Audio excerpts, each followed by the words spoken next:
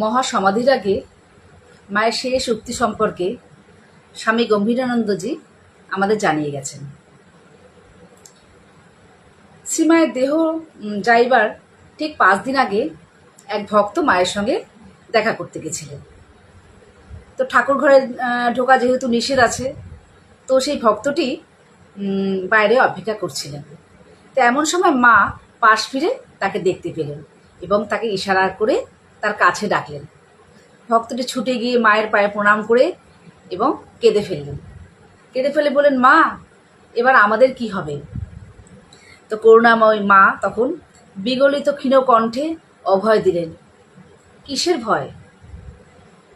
তুমি ঠাকুরকে দেখেছ, তোমার আবার ভয় কিসের? তবে হ্যাঁ, একটা কথা বলি, যদি জীবনে কখনো শান্তি পেতে চাও, কখনো কারো দোষ দেখো না, সবসময় নিজের দোষ দেখো। জগৎ তোমার, আর জগৎকে নিজের করতে শেখো।